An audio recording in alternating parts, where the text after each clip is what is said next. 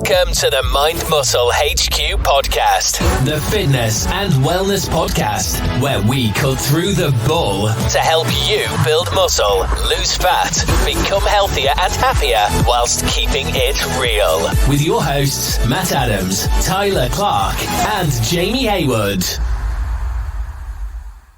Hey everyone, how are we doing? Welcome to the MindMuscle HQ. How are you guys doing? Hey. All good. Good to be back. It is, isn't it? We're into a new year now. This is our first podcast of 2022. We've done a lot of back work behind the scenes and ready to make it an awesome year and help build everyone's knowledge and just break the fads in fitness and health and just get straight to the point. So how's your week been? You go first, Matt. So I think obviously we've done a live, so anyone who knows, obviously recovering from hip hop still. That's to be honest, that's so easy. It's just literally, I don't wake up every day and think I've had a hip hop. It just feels like normal day, and I'm just carrying on as normal as with regard to the hip hop. But I did come down with flu in January, and I almost been trying to battle getting over that flu for certainly the first 3 weeks of January. As the last time we spoke live, I was still suffering from the flu a little bit, but today I do feel much better. I've got just the remnants of a cough, slight cough, but I'm good. So this week really, well, I mean, I think we'll talk about it on this session because it'll become part of the topic a little bit and part of what I've been going through. So we'll kind of touch onto this subject, but generally just trying to recharge the batteries, recharge the mindset, recharge all that positive stuff and just get myself out of the mud, pull my feet out of the mud, basically. So nothing in particular activity wise. I've trained 3 times, business as usual with clients, etc. And that's probably all about from me, to be honest, Jamie. For me, it's been freaking hell. So I pulled my scap, as I mentioned on the IGTV live. I pulled my scap last week. So randomly getting in my car, I just twisted the wrong way. Fun fact, I was after sitting on my laptop for like 8 hours straight. So there you go. People that will sit at a desk. And so I've not been able to train because of it, but I've been getting treatment on it to try and release it through cupping, release work, stuff like that. So while I've been not training, I've pretty much just thrown myself into finishing off a little free gift that I'm making up, which I've made a draft, but the draft ended up being 55 minutes long, which is not, so the recorded video is 55 minutes. It's just way too much for a free gift to be given out to people. And the information is probably a bit too intense as well. So I'm going to just finish that off, trim it down, but hopefully by next week I will officially have my first little free gift that I'll just give out to anyone that just wants it, just to help them. Because as we do on this podcast, I just can't stand the crap information given out there, and there's a lot of back and forward conflicting information. So people that trust what I say and listen to what I say, it's pretty much just a nice little recap tool that just how much your health matters, like I literally mentioned calories once. It's all about the health, sleep, stress, food intolerances, digestive stress, gut health, blood work, that sort of stuff, all the stuff that I love basically. And I touch more on that than anything else. So pretty much my whole week has been dedicated to getting that sorted, and it's been absolutely draining. But yeah, pretty much me to a T. Hopefully I'm going to be back to training this Saturday. I'm going to avoid any fully retracting work because it's right in the lower trap when you finish off like a retraction. So that's the only thing I will be avoiding, but I'll probably go back to do legs and then back to the norm as of next week, pretty much. How about you, Tyler? Yeah, for me, I've been busy working on some programming for clients. January is a really good month for people just finding that motivation again to make a difference to the health and fitness, which I really like, and I always try and help as much as possible, across the socials, and obviously through this we all, do as much as we can to help with that. And my own training's going really well. So at the moment I am in improvement phase. So I'm actually growing, pushing them calories up for the last probably around 3 to 4 weeks now before I actually go into my first competition prep this year. So I'm really looking forward to it. And it was quite a difficult decision. You know, I've spent pretty much the start of this year deciding whether or not to do a show this year. You know, it can be quite difficult to say, you know, am I ready yet? And I don't think there's wrong with taking some time and actually figuring out, you know, the reasons behind why you want to do it. And just weigh everything up, because it is a big commitment. It's a lot of time, and I always like to go into something with 100%. You can't go into the competition prep if you're 60-70% sure that you want them to do that. So I've just been doing a lot of reflection and things just around that, and yeah, I'm now fully committed to it. So I'm really excited, but slightly nervous as well. And you know, I think that actually leads really well onto the topic that we've got for this week's podcast, really, isn't it? And there's so many people that struggle with just committing to goals. They'll set themselves a goal, but to actually commit, like I said, you need to have that 100% commitment. And to do that, there's quite a few things that hold us back. So the topic of this week's podcast is how to develop your mindset so that you can achieve your fitness goals. And I think what we'll do on this, guys, is actually, you know, just break down right from the very beginning the basics of what you need to do, and some help and some tips that we can give them to help them achieve the goals. Does that sound good? Yeah, one thing you can start with straight away is, like, starting any journey, we have to remember, no matter what you're doing, literally no matter what you're doing, whatever level you're at, whatever your goal is, there's going to be an element of change that's going to be scary. And there's going to be an element of leap of faith. That's something that a lot of people have to realize. Like, we're all coaches here, right? How many times do you have someone reach out and they're like, oh, I just want to inquire, but they're like almost nervous, that they're always putting it off, but you can tell they want to do it, but it's almost like a constant battle. You can see the battle going on in their own head. So it's like that almost thing that when you're starting a new journey and the mindset is there, it's just important to know that it's going to be difficult. Like, don't let anyone sugarcoat it, wrap it around in roses, bullshit you. Any change that's worthwhile is going to have a difficult aspect to it, but it doesn't have to be soul destroying. It just means, like, for example, if you're used to having convenient processed foods every day and you're on a health seeking journey to feel, look and function better, you're going to have to learn to meal prep. You're going to have to learn to cook. If you're someone that's been relying on your mum or your partner to always cook for you, you're going to have to learn to do it. There's going to be things that change that are probably uphill battles. But once you learn to almost manage these and like fit these into your routine, not force them, fit them, because it's important you do that, they almost become effortless, you know? So it's just, that's one thing that I'd like to remind a lot of people on, is that don't be scared of change, because it is scary, but just make sure that your mindset's in the right place. If you're straight away like, oh no, that's too hard, then I wouldn't even attempt anything until you change that perception of it and you stop almost holding yourself back. Because it's a very common thing you see today. People want the quickest fad and the quickest pill, but we all know the basics is going to work. Most people that chase the newest fat burner know deep down, if you say to them about the basics, they roll their eyes and go, yeah, but I want this, because they want the quick, easy route, because they don't want to make that real change. Does that make sense? So I think a big part of a mindset is being realistic and realizing the journey is not going to be as quick and convenient. It's like, if you've been overweight for 20 years, you're not going to reset that in 12 weeks.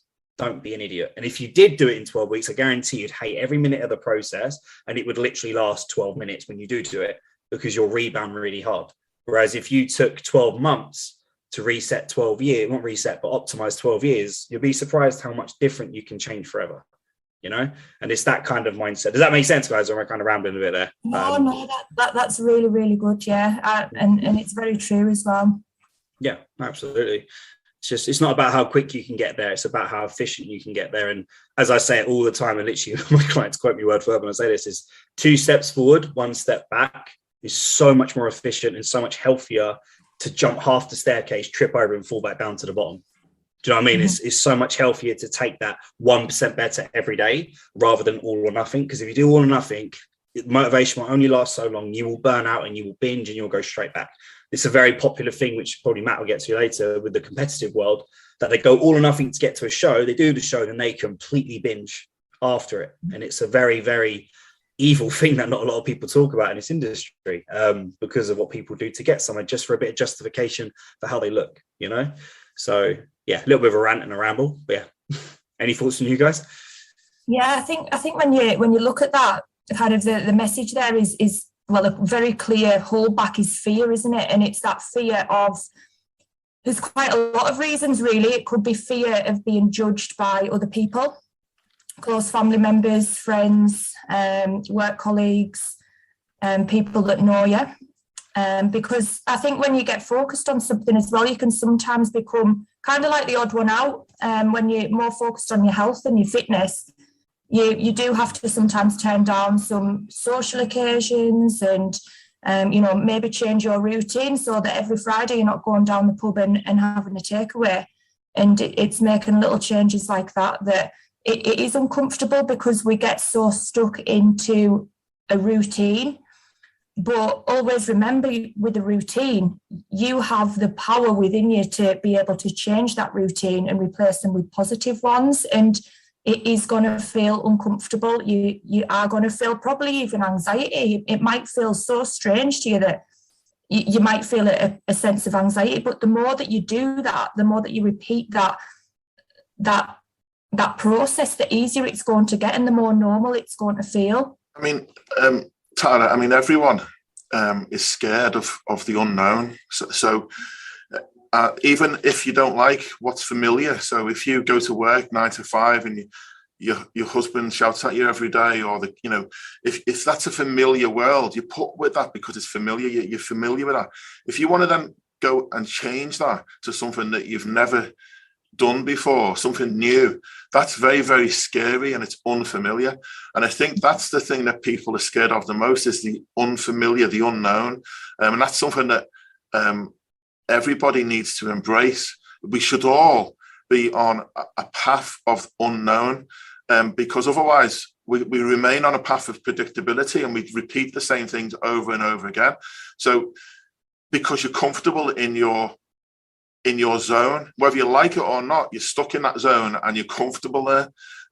It's breaking out of that zone to achieve a better life, and it's believing in yourself to go into the unknown and pave a new life ahead of yourself. And I think that's probably where I would say is the birth of your mindset is where's the first step in your mindset. And I think it's looking at something like a change as an opportunity.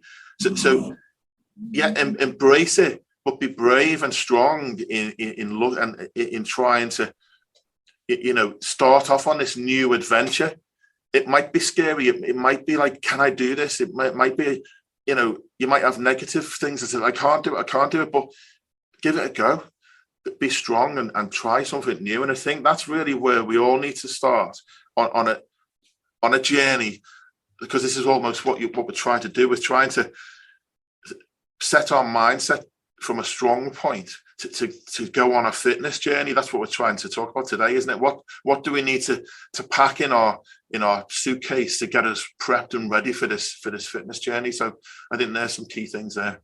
Yeah, one thing that I like, and again, this is a bit wokey mindset, but one thing that I like to say to a lot of people and remind them of is we're conditioned from the minute we're born, right? We're conditioned into our society. We are creatures of habit and creatures of tribe. So we have our circle and we trust that circle. Now, if you're someone that's like, do you know what? I'm fed up of how I'm feeling. I'm fed up. I feel like shit. I feel up. I'm not confident. I hate taking my shirt off, all this stuff, right? I want to look after myself. Yet everyone around you completely contradicts that. Your journey is going to be 10 times harder. There's going to be a lot of motivation side of it. But also, these people have been conditioned just like you have, like eating cereal for breakfast is the go forward, or. Okay, so we know Jamie's got an issue with his internet, so I'll carry on. They go at them and they're like, "Oh, should you be eating that?" All that sort of stuff, right? You broke up slightly. You broke up. Did I? Well, carry on talking. You were talking about the cereal. Yeah, like the whole thing that you wake up, you have cereal, you have toast, you have this, that, and the other, right? So when we're conditioned into certain ways for a variety of reasons, which I won't go on to on the podcast. But when we think about that, breaking away from the norm is scary. So our bodies and our mindsets are creatures of habit. We've built this habit. Say we're 20 years old, right? 20 years of habit stacking, and you're now going to fight against that and go, no, do you know what? I'm going to start having I don't know, a healthier breakfast. I won't go down that route in case I offend someone, but say some meat and some rice at breakfast, which sounds out there for so many people. I'm not saying everyone needs to do that, but say they did. Yeah, everyone in your house will go, what are you doing? And that's going to put so much pressure on you, so much anxiety towards you. And that's just where you almost have to think. And this is the really hard decision will be, and I genuinely believe this, is if you're around a circle of people that don't believe in what you're doing, that's fine. The only time it doesn't become fine is when they start attacking you. If it's out of jealousy, even worse. Or if it's genuinely that they don't think what you're doing is right, it's a bit of both. But there's some people do it because they just think that they want to give their opinion and they want to shit on what you're doing because they can't do it themselves. That's a really good point, Jamie, on a number of levels, because we are, every single one of us, apart from identical twins, and even they have differences. I have identical twins and they're very different. So yeah, exactly. But we are individual. We are different. You know, there isn't another Matt Adams on the planet, which we're probably all thankful for. But only one titanium man out there with his titanium hip. Yeah. So, but yet, even though, you know, I'm completely different to you, Jamie, you know, and Tyler, most of society is pre-programmed now to be the same as each other. We want to fit in and we want to be the same as each other. So what we don't do is self-love ourselves for our imperfections and peculiarities and flaws and, you know, things like that. We most people are too scared if they look different, if they feel that they're different to someone else. The reason behind that would you say that that's of being judged, of being, you know, what causes that? I would say previous trauma. So someone that suffered, I was bullied as a kid, I was overweight as a kid. So I used to literally have the typical, like Matt just said, clean shaven, but like short hair, because I was so scared to be different. And I was so scared to do anything different because you don't want that attention on you like you had before. You know, you're bullied for certain reasons, right? But I'm a big believer that the body, well, pretty much no, the body holds trauma. And, you know, when people say time heals, that is a bullshit statement. Time doesn't heal, time just hides. So if you've had something happen in your life and you've not dealt with it, it gets stored inside your body, in your organs, your tissues, it gets stored somewhere. You just don't see it consciously anymore. But your subconscious is still dealing with that. So say, for example, you were bullied as a kid and you go to the gym and you wear a nice bright colored vest. And you suddenly get people looking all day. You're going to see people looking at you because you think they're looking at you. They're not looking at you, but you're going to say it because that insecurity is still there because you've not dealt with that trauma. So I'm a big believer that if someone comes to you, and in my questionnaire, it's very long, but in my health screen, there's always that question of like, what are your reasons for this? Like, is it maintainable? Is it this, that, and the other? And it's almost to see if someone's suffering with these things. And I'm not going to lie, anyone that starts the health seeking journey that's not already where they want to be, which is basically everyone, there is always trauma. And a lot of people like to do the whole man up thing, which is bullshit, but everyone has trauma. Everyone has something they're dealing with, whether they're aware of it or not. And your traumas make who you are today. So if you're someone that wants to start gaining a load of muscle tissue, like it's a very popular saying, breakups make bodybuilders. So, for example, if they've been emotionally hurt, have they had something they now need to feel that they need to build this big suit of armor to protect them? Like, this sounds very out there, but it's very, very true. And vice versa. So if someone's trying to lose weight, has an ex-partner called them fat, or were they bullied for being big, or do you know what I mean? Like all these little things, that one comment can stay in someone's mind for a very long fucking time. This is why that the whole be kind thing, if it was only real and people were actually doing it, would be amazing. Because if you just took the time to smile and compliment someone more, these things wouldn't be installed into people, right? And it's very common in today's time to feel worthless and depressed. And in this presentation I'm making, one of the biggest things is most people suffer with depression or are depressed on a frequent basis. And that is a true statement. And it's unfortunate, but it is true. So, but if more people came away from the norm, which I hate the word norm, as we all know, and actually focused on what really matters and almost self-loved better, prioritized themselves a little bit more in a constructive way, the world would be very different. So, yeah, again, I'm trying not to go on a hippie rant there, but does that make sense? Tyler, I think to answer your question is from birth, we're socially conditioned. I want to use a better word than that, but I can't think of it. But we're socially... I've got a better word. Mind fucks. We are so much. Yeah. We're socially fucking constrained. toned down then, but yeah, I like it, Jamie. Nah, I'm not going to hold back on that one. Condition's a posh word for being mind fucked. Absolutely. But we are. I mean, we are. So it doesn't matter who you are. You're socially conditioned, constrained, mind fucked from the day you're born. And you know, if you look, it's even worse today because of social media.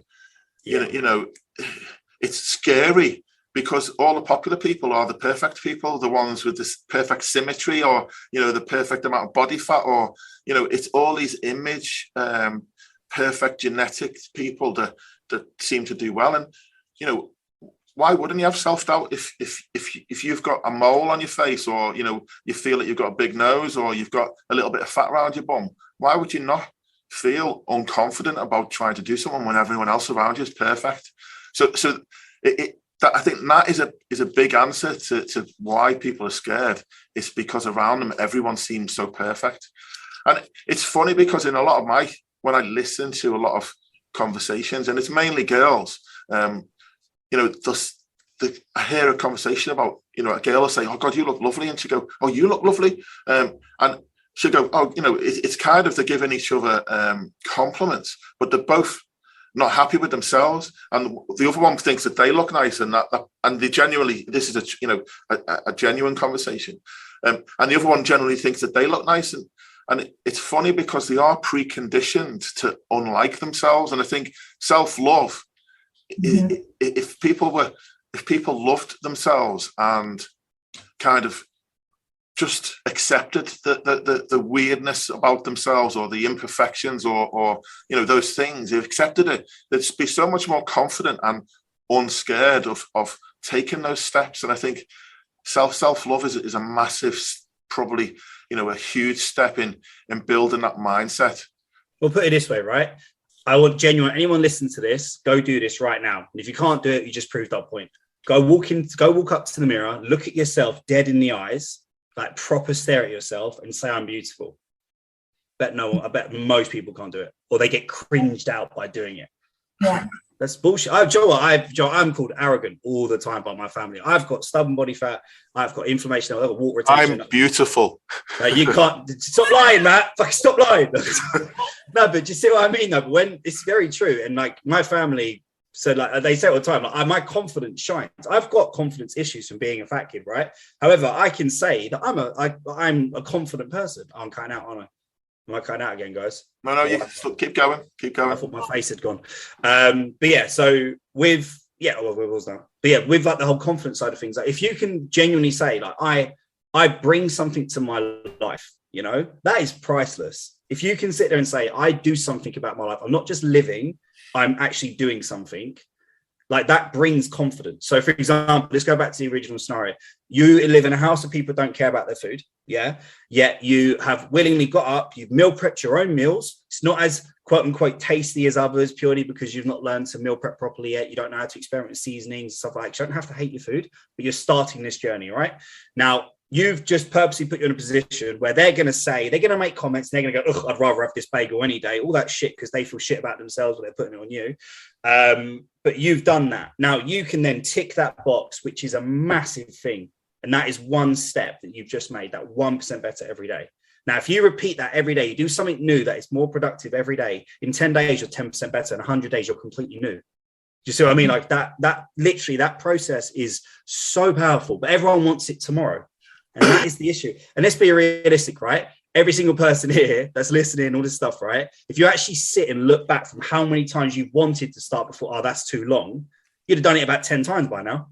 If you actually look back the amount of years you've just fucking procrastinated. So if you really look at it like that, it's taking a leap of faith. And one thing as well is, and this does get me as a coach, is when people chase the most convenient and cheapest routes. Put yourself on a higher fucking pedestal. Like, if you don't think you're worth investing in, I'm not saying go and hire me, Tyler, or Matt, like, go fucking look after yourself, go do something, you know. But if you're someone that's like going out getting pissed on the weekend, spending hundreds of pounds that way, but you won't spend £200 on a blood test, your priorities are not right, and you do not love yourself. So you cannot fucking moan if you've got no confidence. That simple. Like, I'm sorry, but until you sort that out, it's just the way it is. So if you would happily spend, and I'm a gamer, so I get this, you spend 70 quid on a new Xbox game, or £400 on a new Xbox, but you won't fucking buy a blood test. Like, that, or not blood test, but just, I mean, you won't meal prep, you won't get decent quality meat, that sort of stuff, then you seriously need to address that, because you're not going to go anywhere. You're really not. You're just going to keep turning over every day, and in 10 years, 10 years will go like that. So it's a very important thing, and we're really going on that like conditioning side of things. I'm trying not to make people feel like shit, but it's very important to almost wake them up to, you know. And this, by the way, this is something we all go through. There are times when all of us go through shit. Like I do, and you will as well. You know, it's something that every single person has to deal with, and I think that's why you have to almost pull back a little bit from social medias, where it's almost like it's given this vision that everyone's lives is perfect. But I do like Instagram for that, because it you know, if you're following the right people, it can give you some inspiration and, you know, positivity. But do remember that people probably won't want to post the bad times and the struggles and things. I mean, you do see more of it now, but, you know, that's pretty private stuff. And a lot of people, again, self-confidence and, you know, fear and other issues, that they won't post the struggles and the difficult times and any emotional difficulties that they're facing. So always remember, you're seeing 1 second of someone's life in them photos. You never really know what else is going on. I mean, you have to remember, sorry, Matt, go on. I was just going to say, for me, social media, I find it hard to relate to the real talk, because most people want to hide behind smoke and mirrors, and most people want to talk about the success, you know, but actually they don't really tell you the truth, and that's what I struggle with the most when I'm going through, you know, particularly, you know, other coaches and things, and I can see, not necessarily other coaches, but other people, you can see that that's not the truth.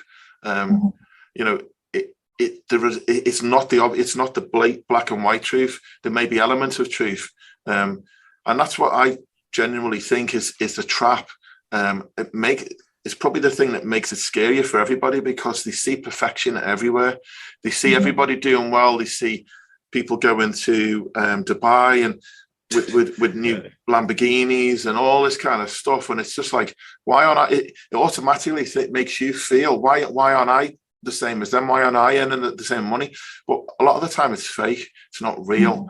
They're selling their dreams. You know, it's not real. So that's where I find a difficulty, and I think that's probably one of the biggest stumbling blocks for people, because they think, I can never do that because it's not real. They're trying to relate to something that's not real, and because they're saying it's too far away for them to achieve, and so they can't relate to it. So straight away, it's a massive blocker for them to go. You know, even if they say, look at like somebody like yourself, Tyler, or me, who's been on stage, and you know, if we're projecting all positive stuff just purely about getting ripped and looking great and being on stage, blah blah blah blah, and how easy it is, etc., etc., someone's going to look at us and think, I can never do that. I can never do that. But if you're honest, you know, and show, you know, your face, what it looks like when you're tired and you're hungry, and show a little bit of anger or frustration and the real side of prep, then people relate to that, and they might go, well, actually, it is hard. I can see what, you know, she's doing that. Maybe I could do that. It's real. And I think there needs to be more of real stuff than bullshit, fake. Real and relatable. Yeah, real and relatable instead of bullshit, fake, fairyland, fucking, you know, Hollywood Instagram profiles. I think that's the big problem, personally. See, I've actually made a bit of a focus too, is to post things about struggles and things, because I know myself when I was looking, you know, six years ago at social media, everyone's, like you said, Matthew, everyone's life looked perfect. And until I actually started digging a bit deeper into that, I was like, shit, like, why is my life so shit? Like, what am I doing wrong? And you've got to pull back a little bit from that and look for the little positives in life. And I think that's why I made it such a priority for me to post the struggles and the shit times and the difficulties that we face, not just in fitness, but just in general life, you know, just day-to-day life, because so much can happen in a day. So I think it's good just to share some of that. Oh, definitely. I think that people need it, because you're a human being, Tyler. You're not a super god. You're not. You know, you are a human being at the end of the day, and pretty much whatever you can do, any other person can do the same as you in reality, the same as what I can do, the same as what Jamie can do. And, you know, they need to be able to see that and be able to reach towards it. And I think that's why we do this podcast, really, is to try and break that gap and to help people to help them get over that gap of being scared. The goal is too big, you know, and it is scary. So, and I think it's almost like it's a mental disconnection, isn't it, between the two? It's just kind of getting from that point of breaking through that boundary of almost fear, the unknown, and self-doubt, isn't it? They're massive, massive things that you need to overcome. And it isn't a pretty place. It's not easy. Don't expect it to be easy. Yeah. I have to work on myself on a daily basis, on my mindset, in the fucking dungeons of my mind, any kind of self-doubts I hold. Like, I have to do that on a daily basis, and I don't mind sharing that. And, you know, some days are easier than others, don't get me wrong. When you've got a nice, smooth day and everything goes to plan, stress levels are obviously lower, maybe you've had a good night's sleep, but them days where maybe sleep isn't so good, sometimes the hormones can be all over the place. You can have stressful situations, maybe at work or at home, with family, with partners, and shit can just really get on top of you, and it's not letting anything kind of hold you back. Always keep that goal in the back of your mind and take steps towards getting to that. And you are going to have setbacks. You are going to have the days where you just ain't feeling it and it's all getting too much. And what you really have to do is just find that passion, which is your reason why. That's your passion, your drive, what's going to keep you going. And that is going to help strengthen your mindset, which is going to get you to that goal. Yeah, absolutely. I think, so I'll give you where I am with me right now, that puts people, it's a relatable position almost. And people might be able to relate to where I am. But obviously, I said at the beginning of this podcast that, you know, the first 3 weeks, I just had obviously hip surgery. So that stopped where I was kind of just competed. You know, I was in best shape of my life, just competed. And then obviously had hip hop, which stopped me from exercising. And then that's been fine. But I then got flu, which knocked me for 6 and stopped me from trying to progress properly. And then generally, just over the last 3 weeks, that's had a negative loop in the sense that, you know, I've put on a little bit of weight, which I'm not bothered about at the minute. But what's happened is I feel tired. I don't want to do anything. You know, I've got no energy. I'm eating more and more crap food. And then it feels like the things that I want to do, my business, like some of the things I had on my list to do, they've fallen behind. So the stress from that. And it just feels like I'm going slower than the world at the minute. The world's going faster than me, and everyone else is like busy in January and they're all got these things going on. And, you know, it makes me feel a little bit down, I suppose. So, you know, for me, being who I am, having my life experiences and things, you know, normally I would say, right, let's do this. And I smash a big, hard amount of effort into it and, you know, kick my ass and get on it. But this week, as I've got better, what I've decided to do, and this is what probably is more relatable than that big hero, kick ass, you know, get that energy up, levels up and just drag myself through it, is what I've said is I'm going to be a little bit more human. I'm going to take things, I'm going to get my engine revving at a good speed before I go into hyperspace, basically. There's no point in me going into hyperspace right now. I'm not ready for that. So all I've done is in real kind of just cool, slow time is get my diet kind of gradually getting better and better each day. I started training a little bit more. So this week I've done trained 3 times, probably make it 4. And just generally going for more walks a bit more, just taking it really, really slow. And each day you're starting to feel better, more positive, and dragging those negative emotions out. The tiredness is starting to not go away, because the more exercise I do, there's a little bit of a balance there. But I am starting to feel like I can do more and more. And I can just generally feel like I'm starting to pull my feet out of the mud instead of dragging them in the mud. And what that's doing is it's getting my engine revved for me to go. And then when I'm ready, then I'll say, right, I'm ready, I'm full speed ahead. And that's when I'll start on those goals that I'd set. But I think that's the relatable bit is look at things that you can change, first of all, to get your mindset in the right place. So are you eating food? Because are you eating good food, the right food? Because food is definitely something that will help your mindset. If you're eating junk food, if you're eating, crap, it will really have a negative effect on your mindset. So, and this is Jamie's strong point, so I'm sure he's key to jump in. But can I just catch on something just on the end of that's actually a really, really good point there that the listeners might not have picked up on. What you done in that situation there, Matt, was it's almost like you've done an internal kind of body scan, which is something that I would really recommend people to do. Because what you could have done at that point, you could have dug yourself into a massive shit hole if you'd have thought, right, everyone's doing all of this.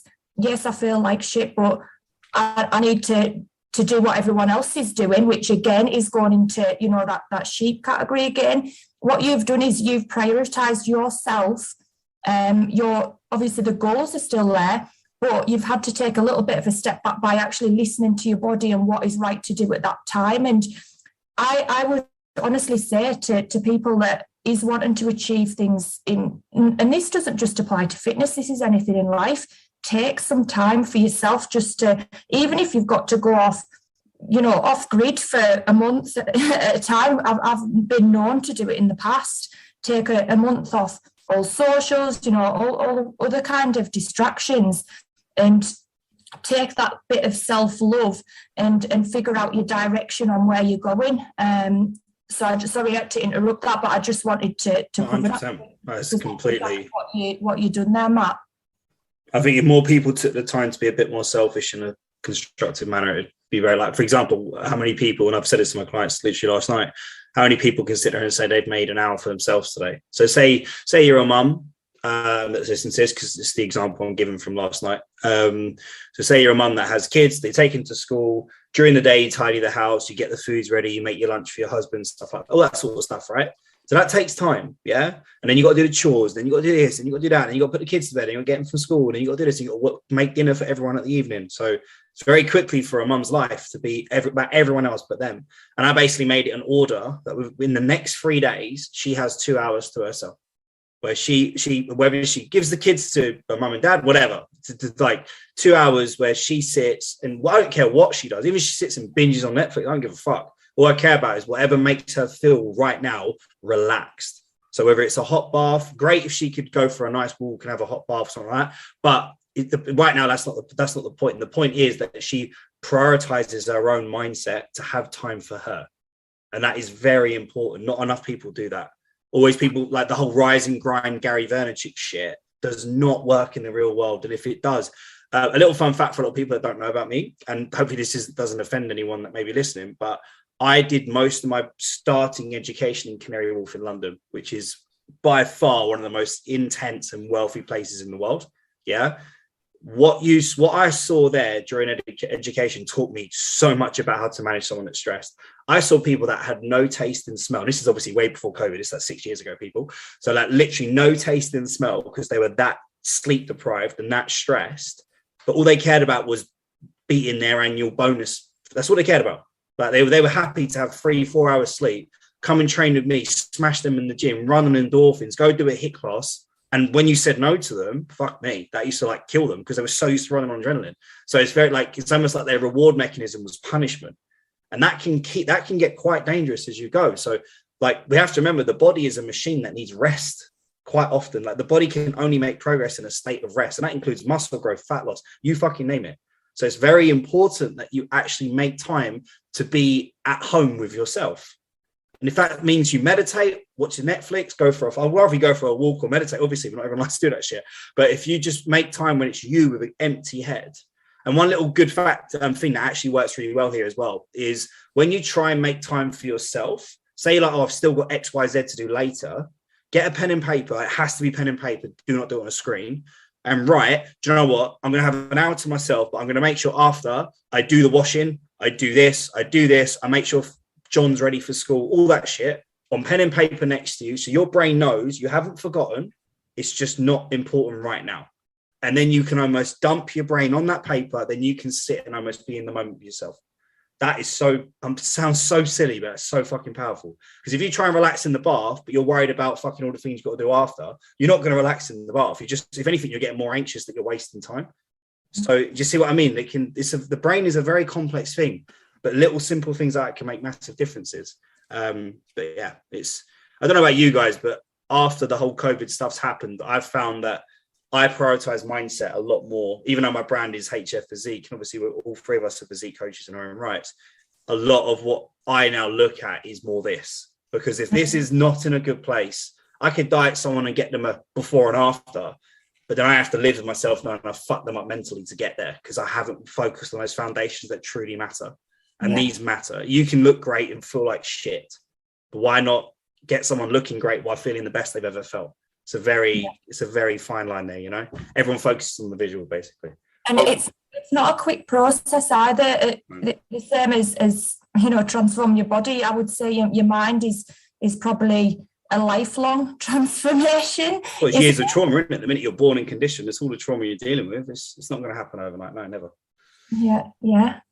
So you know, to be successful, it comes from the mind. Our bodies are not machines, and sooner or later, your body can only do so much, and that's what you have to kind of balance. Is allow the brain to rule almost, and not just put your body on a path of self-destruction.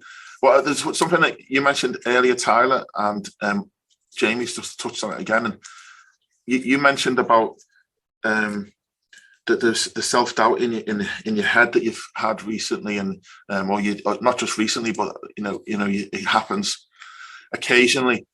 And then Jamie was talking about meditating and having time for yourself. And one thing that happens when people do have that airspace, that time to themselves, they get all these thoughts in their head, and that's probably the where a lot of the self-doubt and fear originates from. Is that a voice in your head? Those words are going in your head, and my advice, again, we're talking about mindset here and what can we do to develop our mindset to help us achieve. I think if you take the time out just to listen or not listen, to meditate, and, just take the time for yourself. What my advice here is listen to those words that start creeping in your head and pay attention to them and listen to them. And are they low or dark, or are they trying to tell you negative things? But listen to them as a third person. Allow the words to take place, but don't be convinced by that voice. Listen to them as a third person, and then basically censor yourself and become your own guide. And say, almost ask yourself questions, right? Yeah. So if you think I'm worthless, rather than going, "Oh, I'm worthless," think, "Why am I worthless?" And I must start digging why that emotion's there. Was it Dave 5 years ago said you're a piece of shit and you still believe him? Just to see what I mean? Like absolutely. That's quite powerful, man. I didn't think about that. Well, definitely. I mean, and listen, if you hear yourself say, I don't know, a negative thought about I'm too fat or I look ugly or whatever things are, or I can't do this, or whatever the negative thought is, listen to it as a third person and then come back with a positive, replace it with a positive thought and say, you know what, I can do this. This is me talking now. You're telling me I can't do it. I'm going to do it. Don't listen to that third voice. That process over and over. Yeah. And then what happens is the more, and this is why meditation is so important. And I don't like the word meditation because everyone doesn't understand what it means. They just think you sit with your legs crossed. You see these bald monks in robes doing, you know, do you think that's meditation? Well, it's not. There's so much power in taking the time out from a busy life and just trying to have an air gap from all this shit that's going on. And then if you take control of the thoughts, you are self-empowering yourself then, because those negative thoughts, they're going on when you're washing the dishes or, you know, making the kids food or whatever it is. Those negative thoughts are going constantly in your head going, I can't do this, I can't do this, I can't do this, blah, blah, blah. Well, when you take that time, what you're doing is you're giving yourself the time to be able to battle with those voices and tell them to go away. Tell them that they're wrong. Tell the voices that you can do this, that, you know. And that's once you start to take control over those voices, they start to go away. What? How do you just because I know a lot of people are going to be overwhelmed by that. So obviously we can all go through our way. So how do you almost create that environment? So for me, I'm a bit of a hippie, so I burn some white sage on an incense stick and I turn all the lights off in my bedroom. So there's not 1 ounce of light. I could easily trip over and kill myself. And I lay on my back. I have so when I do meditation, when I close my eyes, I have a certain quilt that I use. So I make sure that is underneath me and I lay on my back on the bed. That's probably not optimal either, because you want to open up your diaphragm and stuff, right, when you breathe. But I don't find that comfortable sitting up like that. So I actually lay on my back with my palms up, burn some white sage in the pitch black. And that's how I meditate. Whereas if you Google meditate, what's the first thing you see? Your legs crossed, you're upright, all this shit. I do it the way I want to do it. And it's the same. Like some people class meditation as a hot bath with your eyes closed, you know? But how do you do it, Matt? Like when you say you did that scenario, how would you be doing it? Your environment kind of thing. I mean, just to be honest, this is a topic that I want to, you know, we're talking about our journeys through life and what we're getting involved in. And, you know, at the minute, you're talking about mindset is very much a thing that you're getting involved in. Well, absolutely. Meditation, amongst other things, are becoming where I'm steering where I want to learn more. So for me, meditation is something I'm really getting into a little bit more. But generally, I've always appreciated a little bit of time. And you know, in the past, I can relate to just going for a little walk. And freeing my mind and just listening to birds. You know that's not meditation in the truest form, but it's stopping me thinking of all the shit. It's giving me a break and just going for a walk and smelling and looking at nature. It was probably how I first started to get that break from the noise. But more recently, kind of what I do is I sit in this chair that I've got here that you can see me on, and I've got there's a pillow just on my neck, and it gets me in a really good position. It allows me to breathe, and I kind of just do it naturally of just opening my mind, listening to what thoughts come into my head, and almost become like my own brain master. It's a session for me to empower myself, empower my mind, empower my body, and I do what I just said before. If some negative thoughts come in, I just start to put them down and say, that's what you're talking about. That's a load of shit, basically. Slap it out a touch and, you know, get on with it. I generally don't get any of those negative voices anymore. They've gone away. I don't tend to get those anymore. So most of my sessions when I spend that time are really talking about me and my next steps, what I'm doing. It's empower myself to keep moving forward, and sometimes just to have that. You know, there's nothing louder than silence, and I'm sure you've heard that statement before. How many people get uncomfortable with silence? When you get that silence, it's actually it's such an empowering thing. So yeah, without sounding hippie-ish myself. I love being a hippie. I just say it to make people relate. Yeah. So Tyler, what do you kind of do? I know you use the gym. He just sits in an ice fucking bath. I guarantee it. Bath. No, it was actually on the SCS. That was my meditation. I'm only joking. No, I've got 3 ways. I would say. So my first one, very similar to Jamie. So I've got a really busy mind. So the reason I like to use meditation is just to almost recalibrate, if that makes sense, just silence some of the noise and just almost reground myself with the day. And I committed myself to actually doing this every morning, just because there's so much health benefits with this. And I do get up at 5 o'clock every morning, so it is dark at this point, so I'm not quite sure what I'm going to do in summer. But I actually light a candle. That's my way of focusing. And I actually sit up with my legs crossed, just like sitting, not with hands up or anything like that, like a Buddha. And I focus on that candle. I'll almost kind of close my eyes a little bit and really just use the candle as a way to help with my focus, because I kind of struggle to stop the noise almost. So it's just to help me focus in. And I really, really struggle to do this. So this is something that I want to talk about. Actually, people will find it difficult to meditate, and they might think, why can't I meditate? And I explain it kind of like the mind's a muscle, isn't it? So if you go into the gym, you learn the technique. You've got to start at the very basics and work up from there. And when you practice that, it gets easier and easier. Well, that's exactly the same with meditation, because I was getting so frustrated that I just couldn't stop all of these thoughts popping around my head.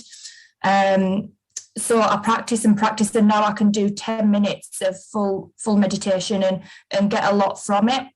So do take some practice when you're doing meditation. Don't get frustrated. Just allow them thoughts to come in, recognize that they're there, and you'll be able to then release them again.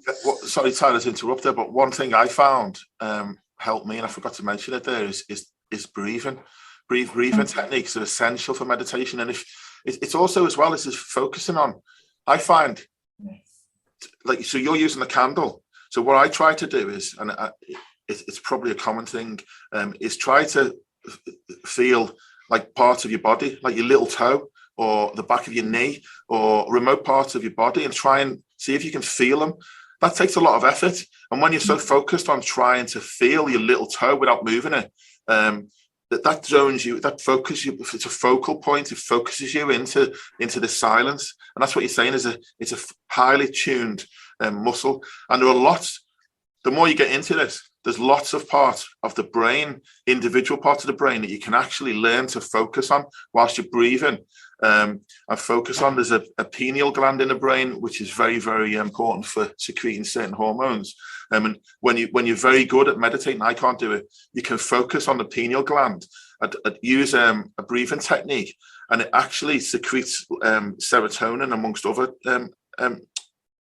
hormones, which can make you feel happier, stronger, more confident. And that's the power of just breathing properly and meditating. So the real easy one for me was, or the thing that made it for me was really the focus on breathing, really focus on breathing in, taking a massive deep breath and holding it for as long as possible, and then breathing out and breathing out and breathing out until there's no breath left. Focus on like simple breathing techniques like that, and then really suck in as much air again as possible. And just use those, even if there are lots of breathing techniques, but even if you just want to go somewhere quiet and just listen to yourself breathing, that's the first step on the ladder to self freedom, almost meditation. Well, carrying on with that. Sorry, Ty, go on. I was just going to say with the meditation to learn this, I actually listen to guided meditation. That's really, really helpful when you're just getting started. Yeah, no, definitely, because it keeps you on track. Just to carry on with the breath there, though, and a lot of people don't know this, right? So when you say about breathing, now, how many people have blocked nasal passages? Yeah, it's very common to have sinus issues, right? Which is a histamine response. We won't go down that route on this podcast. In other words, you've got health issues, just accept it and fucking sort them out. But if your nasal passage is compromised, by the way, I lived most of my teenage years with a blocked nasal passage, so I know what that's like. That's parasympathetic. So when you breathe through your nose, that is how to calm your nervous system down, is to breathe through your nose. If you breathe through your mouth, that activates your sympathetic system, which is fight or flight. So realistically, hopefully I'm still there because my camera's just frozen.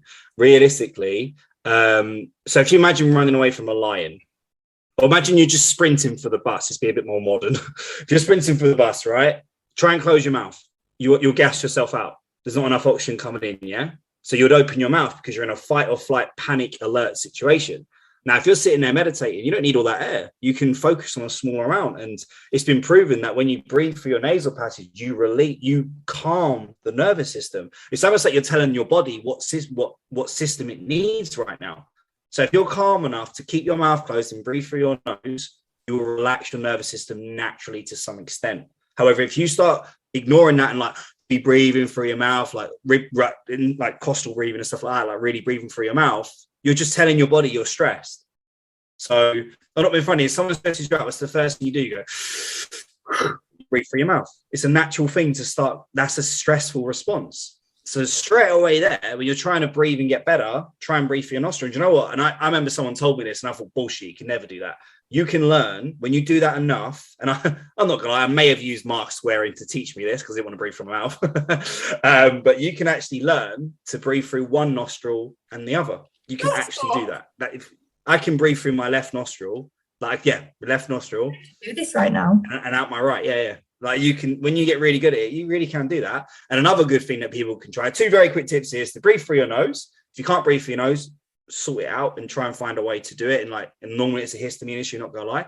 Another thing that one of my friends and mentors taught me was push your tongue to the top of the roof of your mouth and then breathe in through your nose. Watch how much your body expands like a barrel. Now that's diaphragmatic breathing. That's breathing through your diaphragm. I don't know what it is, but it's something about pushing the nerve at the top of your mouth that now stimulates your diaphragm in terms of breathing. Now that is so fucking powerful. You almost imagine your lower back's expanding as you're breathing, right? Now with that pumps your lymphatic system, which your detoxification system will get toxins around your body too. So not only are you now calming the body, you're detoxifying it more and pushing liquid around the body, which is what it's supposed to do. Now, those 3 things alone, you've just stimulated from just changing how you fucking breathe. And now if anyone sits there and rolls their eyes and go, breathing is not important, fuck off. Like you can look like people that do detox protocols and shit like that. You're not even breathing right. You're hindering yourself all day. So but mouth taping and stuff, I've never gone down that route because I've managed to do it without it. But that's another powerful method, taping your mouth with obviously sensible tape. So you teach yourself this, so your subconscious breathes through your mouth. Your nose. And that can make a massive difference. Just to, because I know that'll go over people's heads. It's a simple one, but sorry, yeah. No, don't say sorry at all. What I'm trying to do is get people to understand the importance of just finding the time. So meditation, finding the time and the space and breathing, so powerful. But it's funny because I did have a client who was about 14 days out, 2 weeks from a competition, and she was high, we'd run out of tools. She'd basically used all the tools in the toolbox and a weight wasn't going down. And I said to her, you know what, you're just so stressed. You don't take any time for yourself. What I want you to do is try to just breathe. And I said, this is going to sound wacky as hell, but I just want you to take some time for yourself and breathe, really take like you said, breathe through the nose and breathe out through the mouth really deeply. I said, that's all I've got nothing left. I said, this is all I've got. I said, there's no tools in the toolbox, but you're so stressed. You spend all your time for everybody else. If you just spend 10 minutes, maybe 3 times a day, or even, twice a day and just breathe, I guarantee that your physique will look better. Now, she did look better, but I don't think she practiced the breathing properly. It's too out there. People just can't understand the benefits of it. So I was trying to just give an example of where I can use it for comp prep, just the importance of breathing. It's not. Well, box breathing, isn't it? 4 seconds in, 4 seconds hold, 4 seconds out, 4 seconds empty. Exactly. So 12 seconds in. No, 16 seconds. 4, 8, 12, 16. I mean, I reckon actually one of our topics to try and, because just on meditation and breathing alone, because of the I want to try and not say the word, the psychic, I can't even think of the right word. Psychedelic. Well, it's not necessarily psychedelic, but it's touching on that world of getting on track with your spirituality, almost, isn't it? Would you? Yeah, it's getting on track with yourself, like being. You can't do that unless you're present with yourself. Yeah. present with yourself. Let's I reckon we should try and find an expert on, breathing and meditation. I have a mentor that is pretty much, but he's in Australia. I can try and reach out to him. Yeah, I've got a guy. Okay, cool. There you go. Well, let's do it. But I want this person to be able to touch us on a psychic level. So where is that taking us mentally? So a mindset and mental place. So let's take that offline. Yeah, absolutely. Well, I reckon that's a topic on its own. I think that's definitely a topic. Well, another thing for mindset, which came to my mind, is one of the, again, it's all about fear. So these self-doubt and fear, they're our biggest enemies. Yeah. And I think you, as your individual yourself, is your biggest enemy. Where does a fear of self-doubt come from? It comes from yourself. So it's learning to battle the self-doubt. And I think what we rely on a lot is approval from other people. And what we need to start doing is trying to cultivate our own self-acceptance, believing in yourself and learning to trust yourself is a big one. But then when you start to do that, the people that can't understand that mindset or have been conditioned and will stay conditioned will start calling you selfish, arrogant, up your own arse, all those things. There's a fine line between becoming confident and becoming arrogant. It's a very fine line. So just bear that in mind, that if you are listening to this still, because it's quite a long episode, if you are listening to this still and you're thinking, you know what, I'm going to start doing this, do not be surprised if people start calling you names, making comments, or even though they would call them jokes, there's always a truth to every joke, right? So if someone starts saying jokes to you and stuff like that, it says more about them than it does you, but just be prepared for it. It's the same if you're meal prepping and there's people eating shit around you at work. What are they going to say? They're going to start saying shit, A lot of the time it's based on their insecurities anyway. The amount of time that people say to me, you're not bored of eating that shit, or come on, have some fun, have some good food, and this is my everyone that's worried about COVID and the pandemic that's going on right now, and they're worried about their immune system, and yet they still see eating shit as fun. Yeah, are deluded. So let's just say it's still going on. Is it still going on? Oh, apparently it is. Yeah, apparently it is. I'm joking. Right, I've been so good at nasal breathing because of it, though. That's one thing I will fucking take. I just thought as well, we talked about, I mentioned about fakeness and all these perfect people, and that when we're trying to judge ourselves or compare ourselves, is probably a better word, to those people, it makes it very difficult. But I would imagine those people that are creating this unreal world, this fake world, that they're pretending to be someone else, and they're insecure. Even though it looks perfect, they're actually insecure. Yeah, it must make them feel insecure. Those people are creating these fake worlds. It must create a world of insecurity, and sometimes those people, they're like pan fires. They come and go. And then the next person comes along, but we're still comparing ourselves to these pan flies that keep coming and going. But actually, the reality is, why do we compare ourselves to other people when really we should just pretend? We should just be ourselves, be authentic in our own self. Do you know what I mean? It's actually down to our DNA. I actually done a bit of studying into this subject because I couldn't quite get my head around it, and we are. Even if you're introverted, we are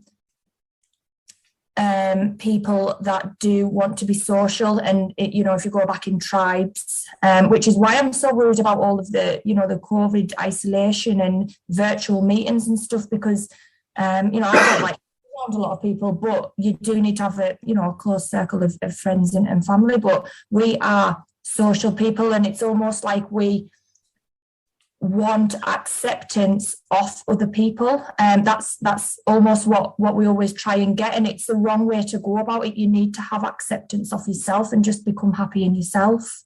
Well, exactly. So if you are authentic within yourself, then you're not a fake, and so then you believe in what you're doing, and then if you achieve what you're doing, it's kind of you become more confident in what you're doing, and it's real.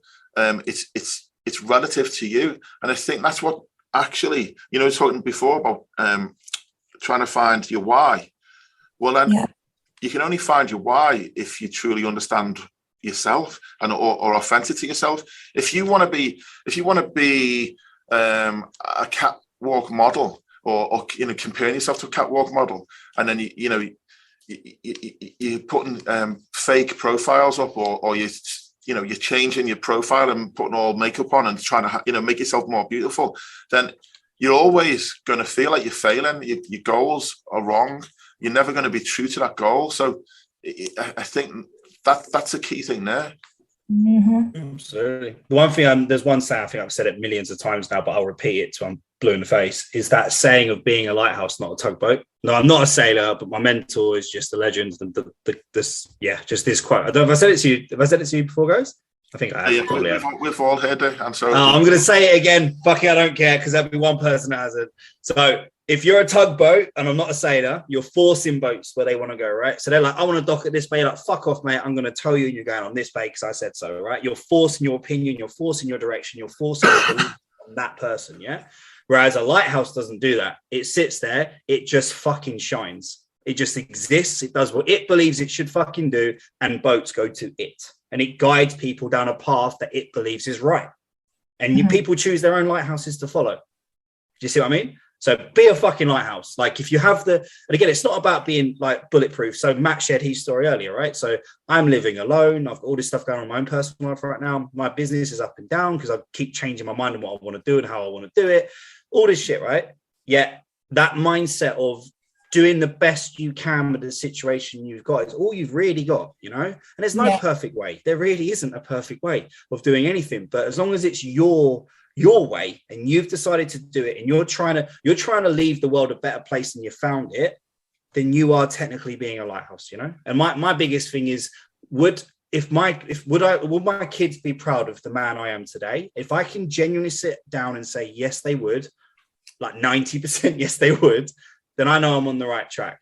But if I don't believe my son and my daughters will be proud of me by the time they're 10, if I continue on this path, then I need to sort my shit out. Not for anyone else, but for that reputation, because they're the only people realistically saying anything, because they are a part of you. So yeah, bit of a deep one, but yeah.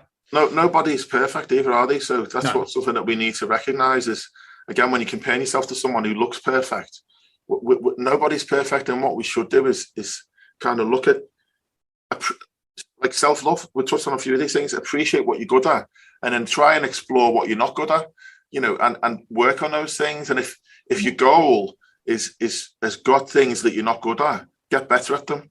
Tackle them as a goal, and don't criticize yourself for being that you suck at something. If that's part of your goal, if that's a factor in the goal, we'll get better at it. It's funny.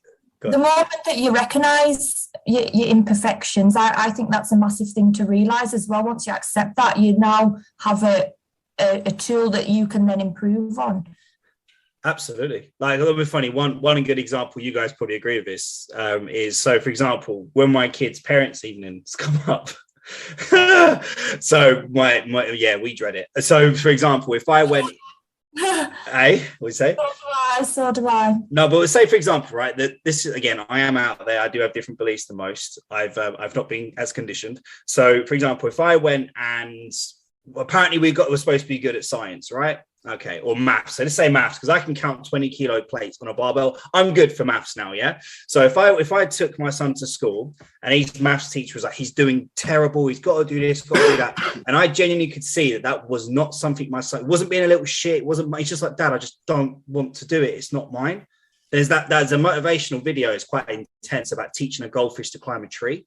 And that is what the education system is. Everyone's put in the same fucking funnel to learn. But not everyone, like, for example, I massively passed in art, would you believe it? I got a U in PE.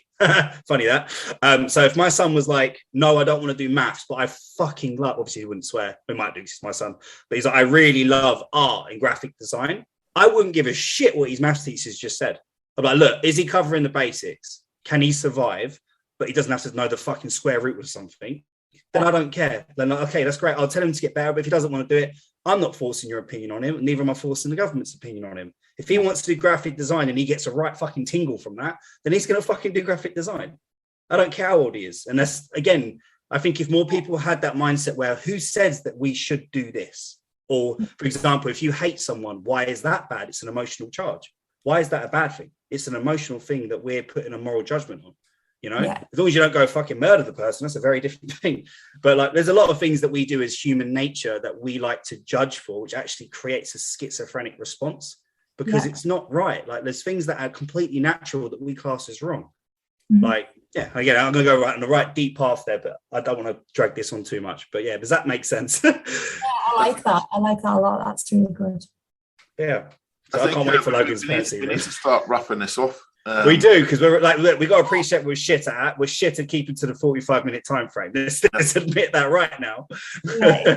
Subject though, isn't it? There's so many different avenues that you can kind of go down and talk about there, isn't there? So much. I mean, I would just want to say, so to finish this off, I think there's a few other things that people need to be aware of, and one is that it's okay to fail sometimes.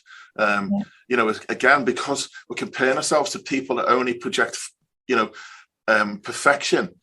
If you fuck up, it's okay, and also take risks, and don't take yourself too seriously. So, and you're on a journey yourself, and if you make a mistake, learn from that mistake, but don't be afraid to make mistakes. I think that's another thing. And I think anyone that's got anywhere in life would never judge you for making a mistake. People that haven't got anywhere in life would judge your mistakes. Exactly. That's a very true thing.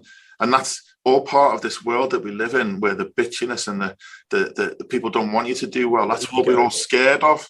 That, again, it comes down to the fear. That's another fear factor. Another thing is like, be realistic as well. Whatever goal you set yourself, be realistic in it. And so, it helps to have a coach, because they can help set expectations. But, I think set off on a journey, and a journey is the important thing, not the end result. Go with the journey, go with the flow, and learn from that. And then the final thing I say is, it's not a race. So your goal is not a race. It doesn't have to be done as quick as possible. And most people make the mistake of saying, I want to lose 5 stone or get on stage in 3 months. And they put this pressure on themselves and make it turn it into a race. Speed is not important. I've got a personal thing that actually be quite good, because someone put me in my place, right? So last year, I had all these goals that I've had for about 5 years now before I'm 30. So I'm 30 this April, so April Fool's Day, because I'm a giant fucking mong. And I had this thing that before I'm 30, I wanted to be financially free. I wanted to compete. I wanted to do all this shit, right? Because of my health issues, all this stuff, right? And I remember saying it to someone when I was on like a meditation retreat. And this guy just turned around, and he was a legend. I didn't expect it to come out of him, because he seemed quite calm. He went, that's bullshit, right? And I looked at him and I was like, and it was so nice to have my ego and my shot out of the sky like a fucking pigeon shoot. And he was like, that's bullshit. And he was like, you're 30, who gives a fuck? And he's like, why does 30 matter? Even if it was 5 years, why the fuck? Like, you're the one it's like the whole new year, new me thing, right? We created age, we created years, we created time. Like, we would never know a calendar if we didn't make it. It's an illusion. Exactly. So he said, what you've done, Jamie, though, was create a wish. So your wish is almost a wish, and you've never done anything about it. And that's almost a problem. You're creating a problem for yourself there. Because also the anxiety, though. Do you know what? Every month so that was in December, right? And I'm not even joking you. Since I turned 29, subconsciously, every month that went by, I went, fuck, I'm nowhere near that. I've only got 12 months left, 11 months. That's left, what I mean. 9 months, but you've never done anything about it. So exactly. All you've done is added stress on by creating a wish and not doing anything about it. You have to engage. You have to go on a journey. You have to take those steps. And this is what people waste their lives doing, is wishing for things. I wish, and never do anything about it. And then they reach an age where, so you turn 30, some might turn 40, 50, 60, 70, whatever. And then they go, you know what, I wish I'd done this all my life and I haven't done it. And now I regret not doing anything about it. And I also think if you have, like, I'll just use you for an example there, Jamie, just with you telling us about that, is if you feel like you have done everything that you could have done in your ability over that time in this, 29 year, then, you've got to feel that sense of happiness and actually achievement, because yes, we like to set the timelines, but some of the things we really can't really put a time on them, can we? Nope. And that's the thing. That since he told me that, I love it. I call it a kick in the dick. It's always nice to get a good kick in the dick verbally, not physically, obviously. But when that happens, it really makes you reevaluate. And I think I help my clients all the time. Yeah, I now have that almost unique experience. And I'll say, if someone does that, like, oh, Jamie, it's like 12 weeks. Say there was no reason for that 12 weeks. I was like, why does the 12 weeks matter? What? Because everyone on Instagram gets results in 12 weeks. And I was like, why does it fucking matter? You know, I'm not prepared to kill you like another coach may be to get you there in 12 weeks when you've got 15 years of fucking health issues and trauma we're dealing with. And I was like, I'd rather not just focus on the physical, but focus on your emotional, physical, and your health rather than just the physical and kill you. Be realistic. You know? Exactly. Be realistic and be kind to yourself. You know, dieting is not fun on its own. Imagine making it 10 times harder because you want to do it aggressively. Mm-hmm. You're going to kill yourself. Yeah. That topic was a lot more fun than I thought. Oh no, I thought it was just going to be Tyler. We was going to sit there going, Tyler could just chat. I was like, hey. So I hope we didn't bore everyone, and we've still got people listening. Let's do a test. I hope you liked our introduction jingle. We've actually got an exit jingle, which I'll play in a minute. But I'm just glad to be back, guys. It's good to see your faces on the screen. It's good to have this conversation. And you know we what? Will be in person once Matt's hips sorted out, people. We'll be meeting up in person a lot more. Yeah, definitely. You know what I was saying before about kind of my own personal, where I was. This having this conversation with you guys is actually helping me another step out of that mud. I just feel more positive. I've got a little bit more zip in my battery there now, you know, so I'm charging that engine and revving to go. So he's 30 years younger now, see, because of us, Ty. We're amazing, aren't we? Look at us go. I'm only 70 now. No, same here, man. I'm not even gonna lie. Like, I was having a bit of a down day this morning. I'll be very transparent about it. And exactly the same here. It's always nice to go down, share your experiences, and hopefully this information, how all the rambles we fucking do, hopefully it helps someone. If it helps one person, we're all lighthouses. There we go. Look at it like that, eh? Yeah. It's important. I think that the kind of sum up on that as well is you know, we are all humans, we're all connected, we've all got, you know, emotions in our minds to deal with, whether that's, you know, good and bad parts of it. And I think that what we've just spoke about there, a lot of people are going to be able to relate to that, and actually just feel that they're not alone in the big wide world. Exactly. Wicked. All right. Well, that's over from me. And me? Yeah, over from me too. Over and out. Thank you for listening to the MindMuscle HQ podcast. Please subscribe and share, and don't forget to tune in next week for more.